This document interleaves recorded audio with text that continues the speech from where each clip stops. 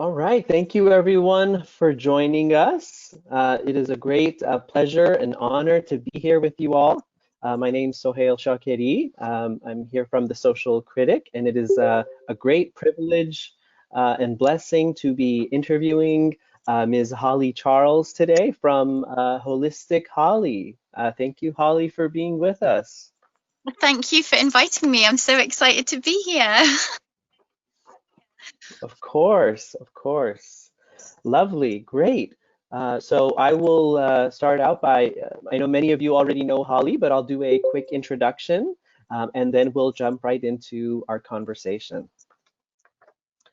Holly Charles, also known as Holistic Holly, is a modern day mystic, healer, spiritual medium, and teacher with a professional background in holistic and complementary therapies.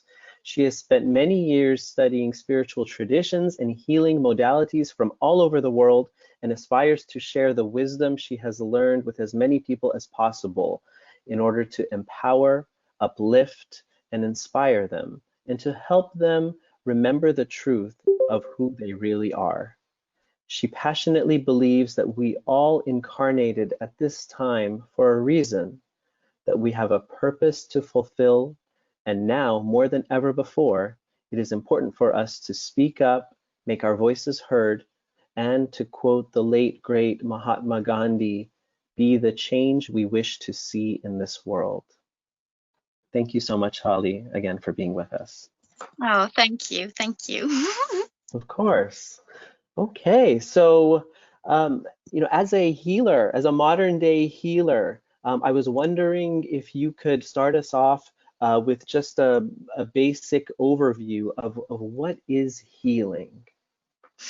Okay, a basic overview. It's something I'll try and put in a nutshell, though those of you who do know me know that I do like to talk and try and explain things, but I think the easiest way to help people to understand what healing truly is to make sure that people understand that everything is energy, everything is a vibration.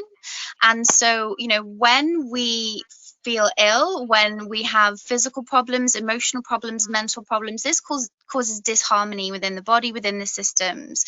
So what healing is, it's something that happens from within that restores harmony in these systems, that brings us back to wellness, and that is for mind, body, and spirit as well. So it's something that we can tap into. It comes from within us. We don't need to find an external source or someone else to do that for us. Healing truly does come from within.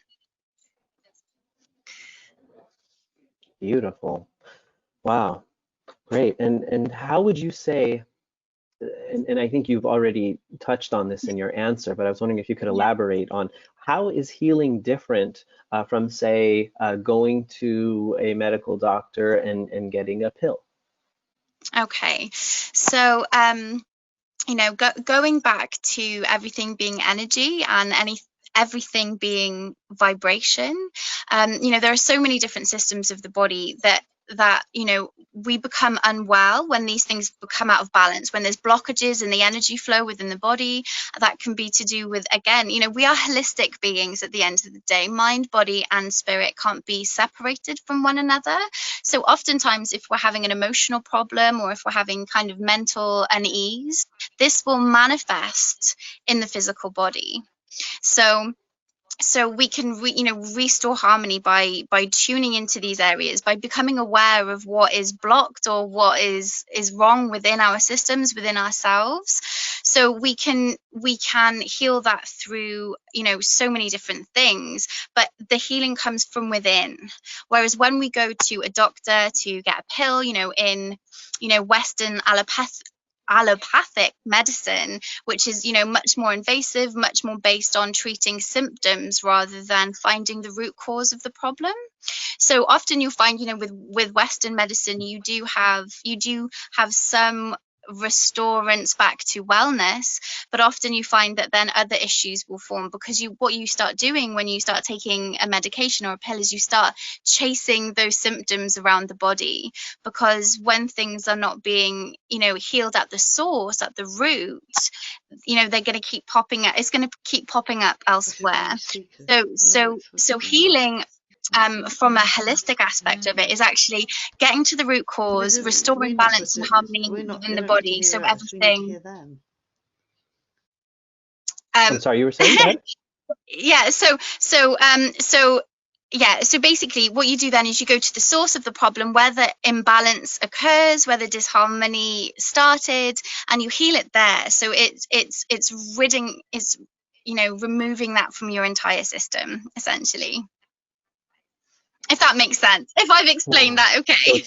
Yeah, yeah, so it's like, so it's going to the root of the issue and curing it from the root. Is that a fair Yeah, assessment? absolutely, yeah, absolutely. And everything has an energetic source. Everything has an emotional source to it. So then regardless of what it is, it will always have an emotional root. It will always have a vibrational beginning. Everything originates in the energetic bodies and then later manifests. There's a lot of kind of Eastern traditions in Chinese medicine. And it's funny, I've been doing a video series in my Facebook community recently about holistic and spiritual wellness, and we were talking about this in there a couple of days ago, actually, that actually through the meridian system, the energy system that flows through the body, you can actually pick up on and become aware of these issues before they manifest into the physical body. So you can actually Oh, wow. kind of interrupt that kind of those consequences, if you like, and heal them before they manifest. Wow. That's amazing. So it's like essentially nipping it in the bud, if you will, then. Yeah, absolutely. And you know, in again going to Chinese medicine, you know, with regards to reflexology in particular, you know, it's like a preventative approach. So it's keeping the body in balance as a kind of natural course of taking care of yourself, you know, and you know, wellness practices, you know, like people do yoga as a preventative measure, you know, that in itself is a holistic practice. So it's making sure the body um, is cared for preventatively rather than coming back and trying to heal it afterwards. So a lot of complementary therapies and healing modalities are a preventative approach to health and well-being. Wonderful. Wow.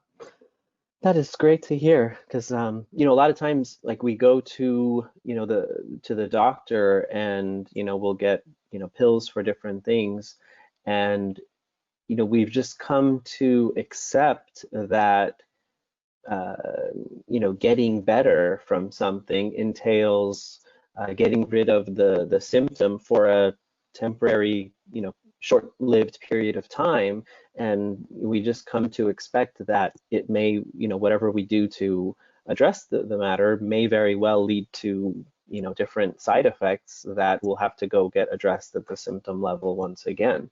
It just seems like it's like a part of our culture, and we've just come to accept it.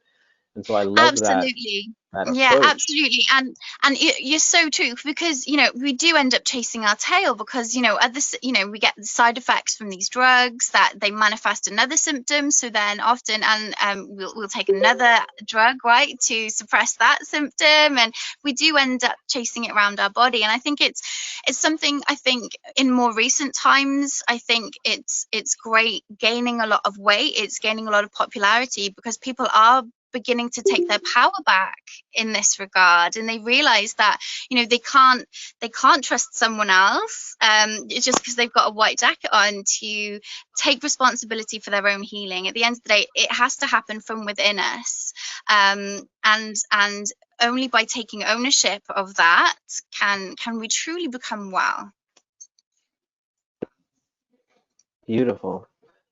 Great, great. Okay. And then another question that I had in this regard is related to, you know, healing. It seems very much that what you're describing is a very, it has to do with intuition, and it's related to like a deeper type of healing than we're accustomed to, which is generally, I think, just more, you know, analyzing and understanding at the, you know, mental level.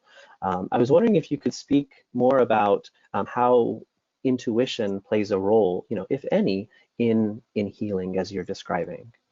Oh my goodness. Yeah, of course. Intuition plays a huge part in our own healing, and again taking ownership of that, taking the reins back for our own health. If we begin to trust and listen to our intuition, just from a simple level of being guided to the right foods that we need to eat. We often get cravings for the kinds of food that our body really needs. It can guide us to rest if we need to rest, and I think that's another thing that rest is so important, and downtime is so important, and finding time for stillness and relaxation, and finding ease within the body is so important. And our society, the pressures that are put on us, we are expected to kind of push through that and keep going, and go against what our body is trying to tell us. So for example, like a headache, for example, can just be a symptom of something else that's happening in the body. But what we do is, oh, we've got a headache, so we take some painkillers and we carry on. So again, we're masking what the issue is. But if we listen to our bodies, a headache is trying to tell us that there's something else going on there that we need to address. So not that pain is a part of intuition, but it's our body's way of communicating with us to tell us that something's wrong. So on the physical level, that's how our body communicates with us. But intuitively, our emotions will help us understand what's good for us, what's bad for us, what's impacting negatively upon our emotional state, our mental state. So even our emotions are signals and guides to us when we know how to tune into them, and again, not suppress them, but actually sit with them and acknowledge them, and it will bring to our awareness what it is that we need to work through, what it is that we need to heal that's causing the issue that is manifesting on a physical level. But I think generally, though more and more, meditation is getting so popular and so much I guess coverage by so many different people, no matter what camp they're in, spiritual or well-being, or healthy lifestyle, whatever camp it's in. People are turning more to meditation, which is what is allowing the intuition to come through, which is then going to guide you to what it is that you need to heal, because our bodies know what we need to heal. Our spirit, our higher self, knows what it needs to do to heal. The trick is listening. The trick is listening to the signs, listening to what the body is trying to tell us. As you were saying that, I was just trying to listen more to my body and take heed of that. I think that's, wow, that's just great Yeah, we wisdom. really don't. There's a lovely quote that I love, and forgive me, I forget who said it, but it says, if we listen to our body when it whispers, then we don't have to hear it scream.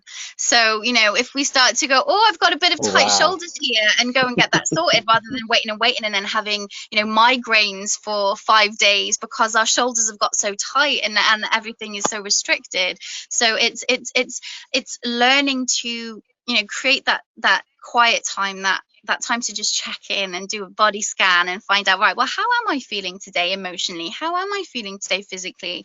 And then we can really be gentle with ourselves in ways that we need to be gentle, and it really helps us to, it sets us up to be the best we possibly can be in that day, in that time, in that space. Oh, wow. I I love that. Um, it's something I find that I do on occasion myself, where there'll be a pain and it will be coming up, and I would just kind of neglect it a little bit, and then I won't make any big deal about it, or I won't even mention it, to like my wife, or yeah, but then I find that when I do, I'm able to just that bringing that awareness to it, and even just talking about it with someone close to me, I find helps start the healing process and bringing that awareness so I can address it. And it's like, well, if I would have given it that awareness sooner, I could have nipped it sooner before it became the bigger issue that it has become. Absolutely, absolutely. That's so that yeah, it's true. We all do it. Even I do it sometimes. You know, we have lives to live and what have you. And we're busy. We are busy. Even those of us who say you need to find that silence and that rest and what have you. You know, we're all busy. We've all got stuff to Sure. do. And I do the exact same thing. I'm so busy looking after the kids or this, that, or that. It's like, oh my gosh, how long have I had a headache for, or what have you? So it happens to all of us. But I think there are so many kind of chronic health conditions that are as a result of people just not listening or just pretending it's not there, not addressing those issues when your body is making it really obvious that there's something wrong. Which ends up, then, becoming something, much less manageable, much less easy to kind of clear and deal with than it would have been if you listen to those little whispers when they first start appearing. Hmm. Wow. And that speaks to the value of leaving a space so that we Mm. can listen to ourselves. Because it's like if we're always, cluttered in our mind and thinking about a million and a half different things, it's like, well, where's that time to listen to one's body? Is that fair to say? Yeah, yeah, absolutely, absolutely, 100%. Wow. All right, wonderful. Thank you. All right. Another topic in relation to healing that I wanted to touch on is that I know you do work related to astrology and the different zodiac signs. And I find those insights insightful, those descriptions of different temperaments and characteristics insightful. And I was wondering if you could speak to, how they relate to healing, if at all. Is there a connection there? Yes, I have to, full disclosure, astrology is something that it's not one of my, I would say, professional expertise. It's nothing that I've ever formally kind of studied, but it's something that I'm fascinated by, and it's something that I'm really passionate about. So I do know a little bit about it, but I'm by no means an expert on this. But it absolutely does play a Okay. massive part in our healing, and it's something that I think if more people just were aware of it, how much easier it would be to take control of our own health and to do practice and things that are going to be much more beneficial at times where it influences that area of the body. So different zodiac signs are associated with different areas of the body. They're also associated with different emotions and different kind of values. Mm, Different aspects of our personality come through at different times. So there are certain times of the year where it is much easier perhaps to heal old wounds relating to relationships, perhaps to heal different physical areas of the body. There's a really good book I'm reading at the moment, actually. I actually have it to hand. I can hold it up. I've held this up a lot lately in live videos that I've been doing. sure. It's called Moon Time. And the art of harmony with nature and lunar cycles. And this is a really, really fascinating book because it Mm, talks about, again, it goes into detail about how the different zodiac signs affect different aspects of the body, different systems of the body, different features of the body. And so when it comes to kind of wow. cleansing and detoxing or focusing on certain things, like for example, when the moon, because the moon goes through each phase of the zodiac every moon cycle, so it spends kind of 2 or 3 days every moon cycle in each phase of the zodiac, and each one of those is responsible for a different physical area. So for example, when we transition into Aries, some people notice headaches more. Talking about headaches, I know we were talking about this just now, right? But some people feel more pressure in their Mhm. head, more tension and more tension headaches happen during the time that the moon is in Aries, and vice versa, with all.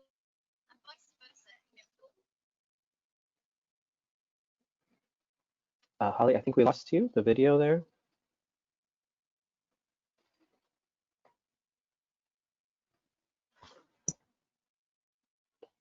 Just need to unmute your Yeah, line. there you go. Sorry, my signal went then for a second. But yes, That's no, okay. That's okay. it absolutely does. It absolutely does play a part. And yeah, it's quite a powerful one as well. You know, in this book, actually, it talks a lot about the history of living in harmony with the moon cycles, and you know, obviously for women, it's a lot more prominent in our awareness because we are ruled by the moon, and we have a lot more of a physical draw to the moon. But it does affect each and every one of us, you know, mentally, emotionally, spiritually, and physically. It does have an impact on our health. Wow, such a great awareness. Um, especially in relation to how, in our society, we like to paint things with like a one broad stroke of like, this is how, people need to be made healthy. This is how we need to address things for society at large. But when you factor in all these different nuances, our temperament, our zodiac signs, where we have pain in our body. I mean, it just seems like it's a lot more nuanced and individual than we might be otherwise led to believe. Yeah, I totally agree with you there. It really, really is. And it's, you know, it's something that it's knowledge that has been forgotten. It's something that, you know, we really lived in harmony with the stars and the planets. You know, astrotheology, I don't know if that's ever something any of you have come across before. It's so fascinating, but it's how we used to look to, the stars and the constellations to know when to plant crops, when to bring them in, and all of this kind of stuff. And it came down to our healing, and all of that. It did come down to that all. And it was practiced quite prolifically through so many different societies. It's only really in the last kind of 200 years since allopathic medicine kind of really came in, and the pharmaceutical companies and things were born, that we started swaying away from these old wise earth traditions. And but they have, they may not have as much scientific evidence based, information there for people to go in and check out. But gosh, there's thousands of years of fine tuning and refinement, and anecdotal kind of, well, yeah, we use these herbs to heal people in this tribe for hundreds of thousands of years. So it doesn't stop working just because now there's a little pharmaceutical pill that you can go and buy from a chemist or what have you. Wow, beautiful. Thank you. Thank you. Excellent. Um, I know also in your work, you talk about essential oils, Yes. um, like lavender, frankincense. I was wondering if you could speak a little about the role that essential oils have, or have had, historically in healing. Gosh, now essential oils, they are so profound in their efficacy and their effectiveness. They work on multiple layers and multiple dimensions to them. They're um again, going back to everything being energy, they work on the energetic level, but they really can, they can work on the physical level to heal the physical body. For example, lavender, it relieves aches and pains. It really is antiseptic, antiviral, so it can work on the physical body. But then when it helps to relax your breathing and relax you, but then it also helps to relax and ease and soothe your mind as well. So it helps, calming you down and soothing you if you're feeling uptight, and if you're feeling pensive, then it can relax you on that level. But then also it has this cleansing and elevating effect on your energy frequency, on your vibration. So it can really help, spiritually on that level as well. So they really, all of them are very, very they work on multiple dimensions. And so you know, just by having the fragrance burning in an oil burner, for example, you can have those the effects on your mind, on your emotions, on your energy levels, just by having that fragrance in the room around you. And what's really interesting, which I found so fascinating when I started, you know, studying essential oils and working with essential oils, is that the part of the brain that actually registers and recognizes fragrance is called the olfactory bulb, the olfactory nerve. And this is actually the same part of the brain that stores our memories and our emotions. So you know, this is why when we smell a smell, we're kind of transported back in time, perhaps to, you know, when we're in high school, you know, like, or, you know, when we're on holiday with our parents and it takes us somewhere. You know, that's why these smells can invoke such vivid you know, memories coming to our awareness. And so they have a really instantaneous effect on our emotions, on our mood. So in that, and you know, on that level, they work very, very quickly, very, very profoundly.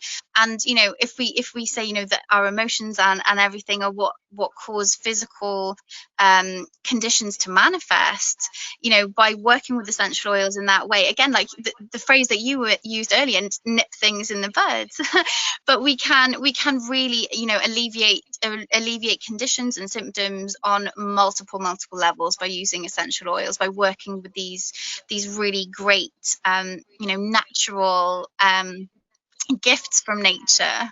You know, and again, you know, there's so many different ways of using plant medicines, but for me, essential oils, I think they work so rapidly, they work so profoundly, and they just, like, you know, like I said, they work on so many levels that if anyone is interested at all in kind of adding anything into their existing health regime or their own kind of practices, I really think essential oils are a really great place to begin.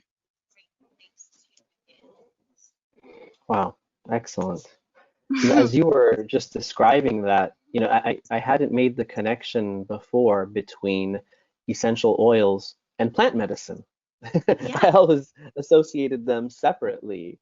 But after hearing you talk about it, it's like you're right. You know, like for example, there's the lavender plant, and it's like the oils from that lavender that go Yeah. into the essential oil of lavender. Yeah, And yeah, yeah, wow. Yeah. absolutely. And so yeah, that essential oils, it's all plant medicine. It's all the you know, the vibrational frequency, the essence of the being of that plant. Absolutely. Wow, yeah. So I've noticed that when I go on hikes, and I get to really immerse myself in nature, and I can really just take a, you know, deep breath and really smell the aroma of the different plants, it just seems very Mm, nourishing at a very deep mm. level, almost as if Yes. just being there, it just provides just a level of healing from whatever, whether it's just the daily stress or, you know, anxiety that creeps up, or you know, whatever it is, it just kind of just relaxes. And it just, as you were just describing that from the different plants, it's like, oh, okay, now that makes sense as to why essential oils can be so healing and helpful. Yes, absolutely. Wonderful, thank you. Absolutely. Yeah, and then, so I think, you know, we touched on this next question already, but if there's anything else you wanted to add, and just the overall role of Mother Nature in healing, and just the importance of um, accounting for Mother Nature and just being with Mother Nature as a part of our healing process. Gosh, this is it's huge. I talk about this so much because it is a huge role actually. Now, um, you know, again, where do I begin? You know, honestly, I could talk hours and hours and hours about the role of Mother Nature in healing and how it can be so grounding and so Sure. nourishing, even just to walk outside barefoot on the ground. There's actually, you know, even if you kind of want to take the goddess element out of it, the spirit element out of it, there is so much scientific evidence now to show that actually just being barefoot on the grass or on the sand, it actually causes like an ionic discharge. So it Mm. helps us to rebalance the physical energies in our body. There's like this electronic transfer between us, so it grounds us, it gets rid of that static energy buildup, the free radicals and things that we come into contact with in our day-to-day life. These can cause inflammation in the body and other things to happen in the body. And if you think about it, we all wear rubber-soled shoes. We don't get outside, we don't touch the earth anymore, like we're insulated from it. So so there's a lot of research to show now that through this earthing, they call it, through earthing your energy, through grounding your energy into the ground, it can reduce inflammation, it can reduce pain, and there's a lot of instances that show it can really help with mental frustration, mental unease, the anxiety that you mentioned. So going out and hugging trees and touching trees, like it really does cleanse and clear your energy on a physical level as well as a spiritual level, and it really helps you to find your center, to shake off all the energies and the disturbance, because at the end of the day, and so this is something that I think is what causes so much illness, so much disease, and health issues, mind, body and spirit in the West, is that we have really started to believe that we are separate from nature. We've lost our connection from nature, and at the end of the day, we are natural beings. We are from the animal kingdom. We evolved and grew up alongside plants and animals. We've been so protected from the elements. There's something I find so healing just going out and standing outside in the rain and just allowing that to wash and cleanse and clear your mind, clear your energy, clear your thoughts away. So so even from that level, even if you look at it from that way, it plays a huge and pivotal part in our healing. Just going out, just taking your shoes off, just hugging a tree, just listening to the birds singing. There's studies that have shown that the most relaxing sound is actually, they did these surveys, the most relaxing sound is actually birds singing. So Mm. and we're so removed from that. I mean, not so much, I mean, God, I'm a hippie, obviously, there's people coming back to that, like you say, going out hiking, that's the most refreshing, that's the most revitalizing thing for you. I mean, in Japan, doctors actually prescribe forest bathing, where people just go out in groups and just sit amongst the trees and just observe, because it really does Wow. something. It really does something to your physiology, to your emotional state, to your mental state, just to be out in nature. And so without going too woo into the goddess and the fact she's calling us back to her after all these years of suppression, there's something really, really to be said about just getting outside, getting your shoes off, and just listening to the birds sing. Oh, wow.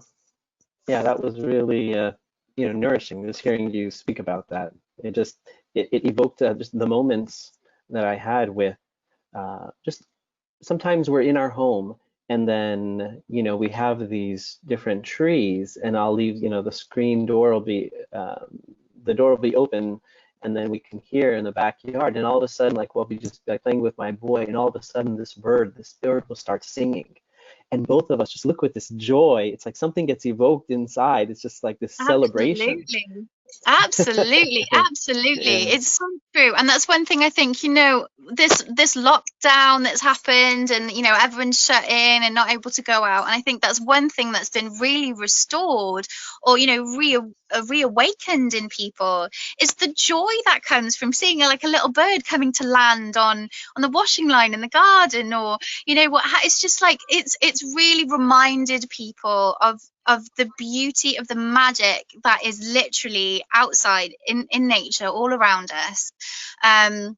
It's yeah, it reminds us to slow down. It reminds us of the beauty and the simplicity of life. And some of us have got so far removed from that's why all these diseases, all this illness, everything is manifesting in us, because one thing nature shows us is that progression is not a straight line. We can't constantly be achieving more and more and more and more. Like, nature shows us that there's natural times of rest, then there's natural times of activity, there's natural times of growth, but then there's natural times of stillness as well. And being natural beings, we Cycles. need these pauses. We need these pauses in the cycles. But we're told no.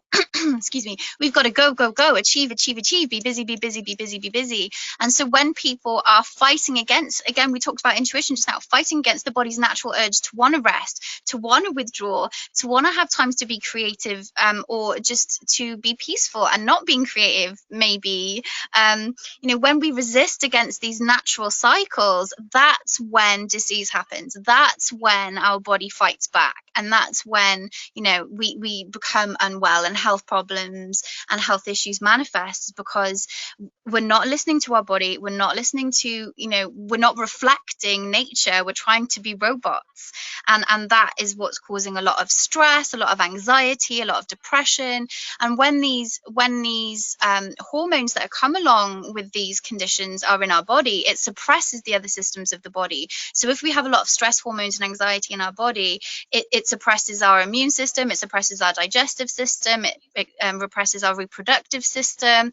So we really do have a lot to learn from nature about slowing down, about listening to ourselves, and just being kinder, slower, more observant, I guess. Wow, thank you. That's a great observation. Because on the surface, if we just turn on the news, it seems like everything is just going to hell in a handbasket. And like you said, just kind of like some of these these hidden blessings about this opportunity to slow down, with the COVID lockdown and whatnot. So thank you for that. You're And welcome. then one other question, yeah, in Mm-hmm. relation to the COVID lockdown, since then, we've also had mass protests and some rioting and police brutality, and just a lot of people starting to I feel like something is being awoken at some level. But and I was wondering if you could speak to the relationship of this healing that you're talking about, and the collective state of our society, and just with everything that's going on with these the lockdown and the protests, and um, what is the connection, if any, would you say? Well, gosh, what a question. Wow. There is so much to be said about, like you said, awakening and remembering who we are. And for a long time the system has been broken.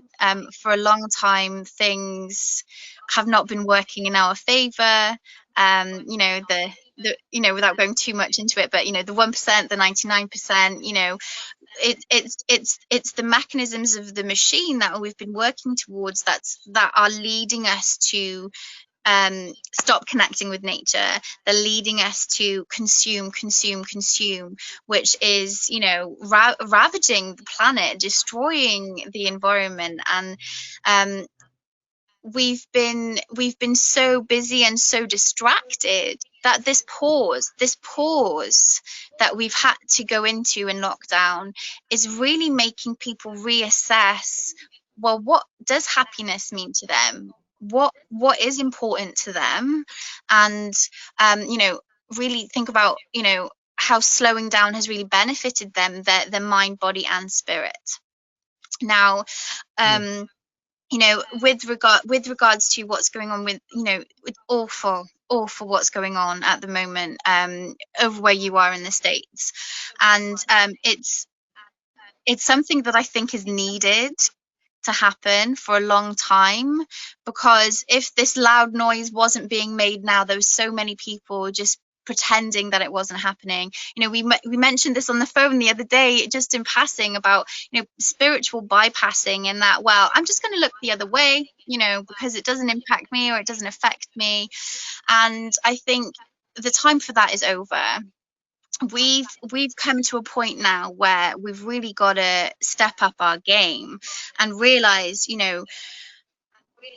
one thing that being in lockdown, I think, is made people is to connect more with their spirituality. At least I hope it has. I know a lot of people that it has. I know, and really realizing, well, okay, the 9 to 5 isn't for me. I was born for more than this. These are the things that I'm passionate about. These are the things that fire me up. These social injustices have been happening. It's time for me to do something about it. We were all, like I said, like you said in the beautiful introduction, it's like we incarnated for a reason, and there's no going back to life how it was before. Lockdown has really shown us that there's a line being drawn under that system, under the way the world was working. And so now it's time for us to forge the new world. It's time for us to create the world that we want to see. And until people start, healing themselves, really looking at, well, what is my baggage? Why am I too afraid to stand up and say what I think? Am I worried about judgment? Do I care too much what other people think of me? Do I not want to rock the boat? Am I worried about that? So it's really helping people understand what they need to heal within themselves to stand up, to use their voice, to speak, say the truth even if your voice shakes, as they say. It's like, I think it's really making people realize now is the time. If not now, when? Because there's never going to be a time like this again in history. There has never been a time like this before in history, where it's literally now or never. And so I think, trying to rein it back in, doing our own work, doing our own healing, it helps us step up to the plate. It really helps us step up to the plate, because we're not afraid of who we are. We acknowledge who we are. Yeah, we've made mistakes, but I've forgiven myself for that. Okay, yeah, I used to think a certain way, but I've learned new information. I've changed the way I think. I see things now that I didn't see before, but I want to speak out against this injustice. To hell with the consequences to hell the consequences on a personal level, because the bigger picture is much more important. And I think that's really what's coming to people's awareness now. And what I just want to say, what's really, really important, is that people don't give into the fear. People don't listen to the mainstream media. Don't listen to the mainstream media. Don't use that as your source of information, but actually start to do your own research. Start to look around. Start to remember, what power you have. The power is with the people, and how we can really change things, if we set our mind to it, because if we unite together between us, we have so much power, and now is the time to do that. Wow. Ladies and gentlemen, the inspiring Ms. Holly Charles. Thank you so much. Wonderful. Thank you.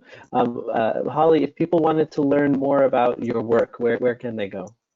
Okay, so I am Holly's Holistic Healing on Facebook and on YouTube. I'm holistic_Holly on Instagram, on Twitter. My website is hollysHolisticHealing.co.uk, but any one of my social media platforms, you can link to all of my other stuff. It's all connected out there. Wonderful. Thank you so much, Holly. That was wonderful. Such a blessing to hear you speak, and that was very touching, and was really honored to conduct this interview with you. Thank you so much, and thank you everybody for joining us. Thank you so much. Thank you so much. I've thoroughly enjoyed it, and I'm just so grateful for the opportunity to to reach more people, and to to help them find their strength and find their truth. Most definitely. Thank you, everybody. Bye-bye. Thank you. Bye. This conference will now be recorded. All right, so now for questions from the audience. So thank you all for your questions and your input. We'll try to take a couple of these. And one question that I see is from Sarah. Which oils help strengthen relationships and bonds in friendship? Oh, wow. What a beautiful question. What a really, really lovely question. So, um, I mean, specifically, I don't like naming particular essential oils, like specifics, because I definitely think everyone's vibration is different. Different things resonate differently with different people.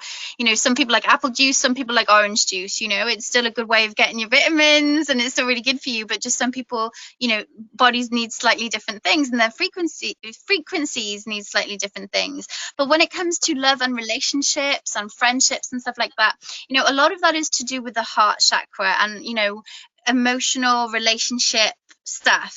And our heart chakra, our heart center, is also the source of unconditional love, compassion, empathy, all of these things that we really need in a relationship, and to have that beautiful give and take of love energy back and forth. So a lot of the oils that are really, really good for the heart chakra tend to be the floral oils.